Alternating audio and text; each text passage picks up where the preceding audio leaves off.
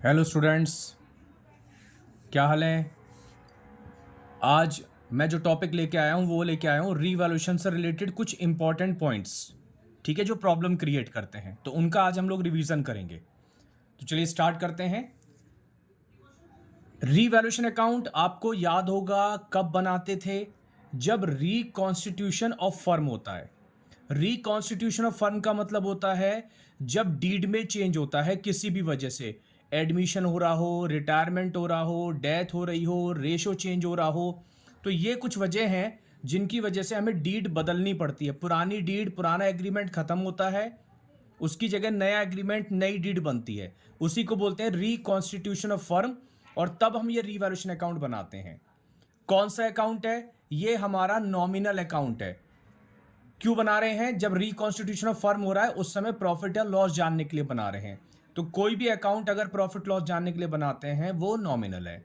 Nominal का rule, जितने भी नुकसान हैं सारे रिवैल्यूएशन के डेबिट में आएंगे, या ऐसे कह लो उसके लिए रिवैल्यूएशन अकाउंट को डेबिट किया जाएगा। एक ही बात है, रिवैल्यूएशन के डेबिट में आएंगे या रिवैल्यूएशन को डेबिट करेंगे। और जितने भी फायदे हैं रिवैल्यूएशन के क्रेडिट में आएंगे या रिवैल्यूएशन को क्रेडिट करेंगे। ठीक है, अब देखो, स्टॉक इज ओवर वैल्यूड, पहला पॉइंट। तो स्टॉक ज्यादा लिखा हुआ है, ओवर वैल्यूड का मतलब है स्टॉक ज्यादा है, इसका मतलब उसकी कीमत एक्चुअल में कम है। तो ठीक करो, स्टॉक को कम करो। अब जब स्टॉक कम करोगे तो ये हमारे लिए नुकसान है। तो ये किधर आएगा? नुकसान है तो डेबिट साइड में, टू स्टॉक। और देखो ध्यान देना, स्टॉक दे रखा है बैलेंस शीट में, जो ब्रैकेट में है ना, ये बैलेंस शीट में है एक तरीके से। तो बैलेंस शीट में स्टॉक की वैल्यू दे रखी है 24,000, और ये लिखा हुआ है 20% ज़्यादा लिखा हुआ है।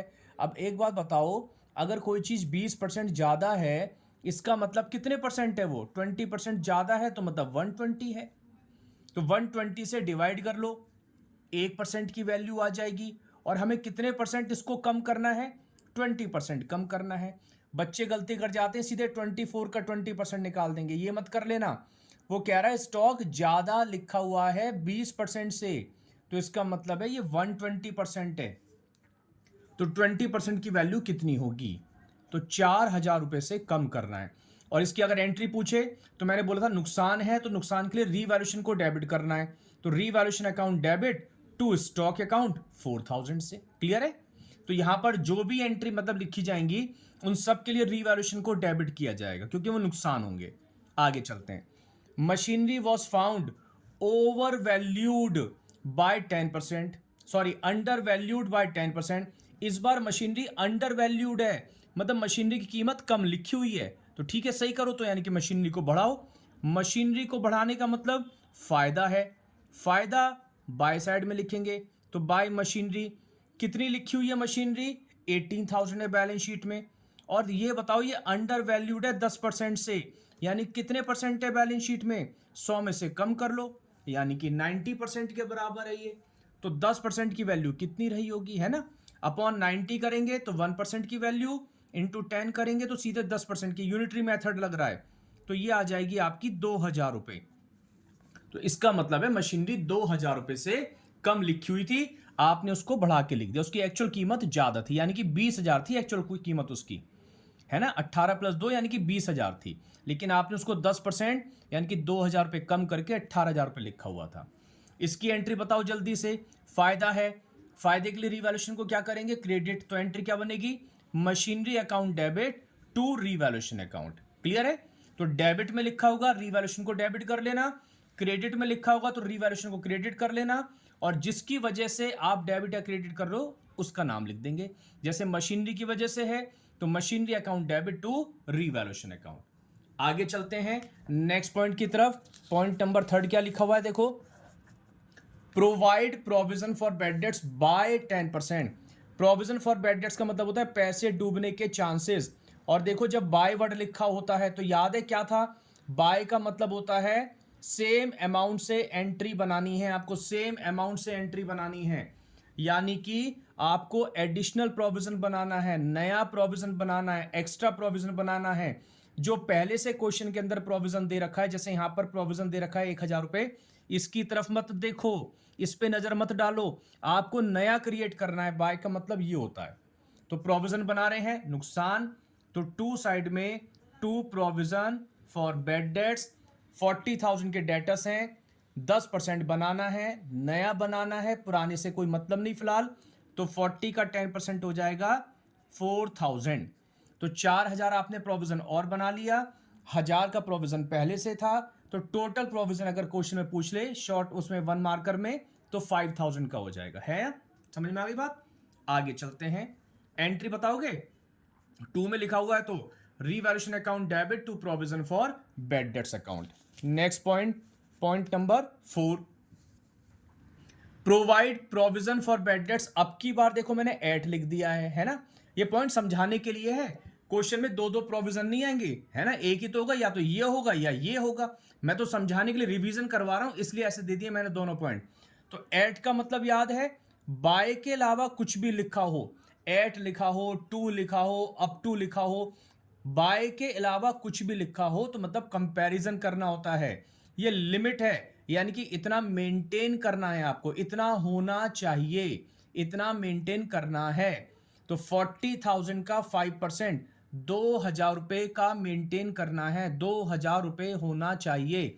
ऑलरेडी कितना है, 1,000 तो पहले से है, होना चाहिए 2,000, 1,000 पहले से है, तो क्या करें, कितना और क्रिएट कर दें, 1,000 और क्रिएट कर दो।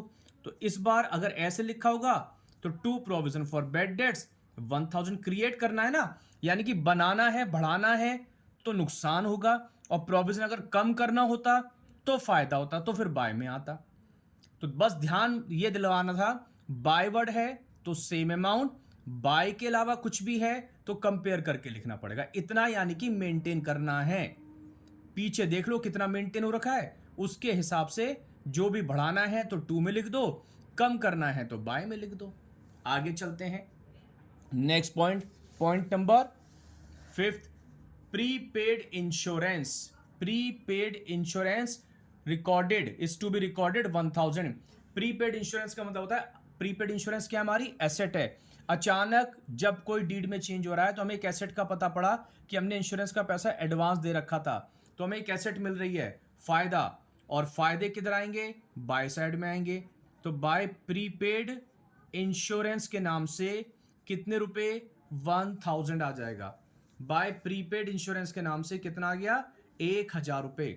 एंट्री बताओ, फायदा हो रहा है तो रीवैल्यूएशन क्रेडिट होगा, और वैसे भी रीवैल्यूएशन के क्रेडिट में लिखा है तो रीवैल्यूएशन को क्रेडिट ही करना है, और बाय वाले को क्या कर देते हैं, फिर डेबिट कर देते हैं। तो entry prepaid insurance account debit to फायदा, यानी कि टू रीवैल्यूएशन अकाउंट।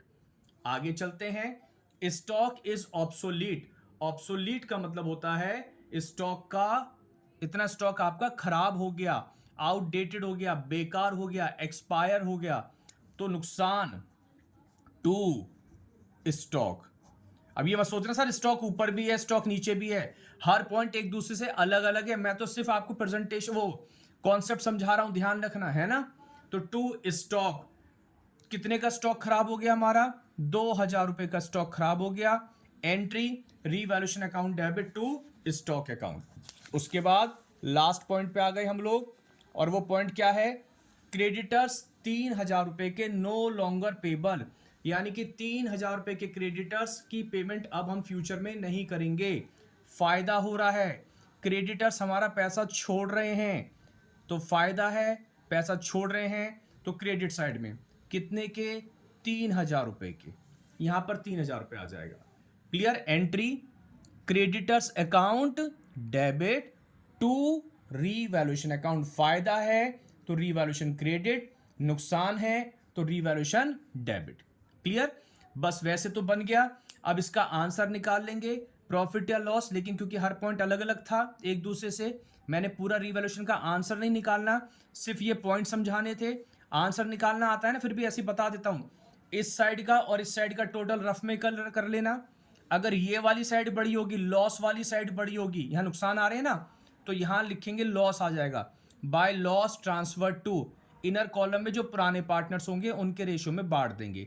और अगर क्रेडिट साइड बड़ी होगी तो प्रॉफिट आ जाएगा, टू प्रॉफिट ट्रांसफर टू, पुराने पार्टनर्स में बांट देंगे।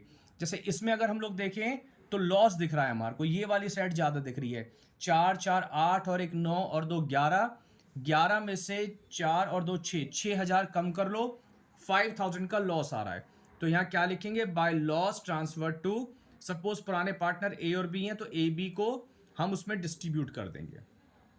क्लियर हुई बात?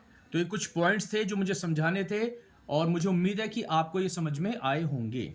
चलिए मिलते हैं नेक्स्ट क्लास में, तब तक स्वस्थ रहो, मस्त रहो। Thank you.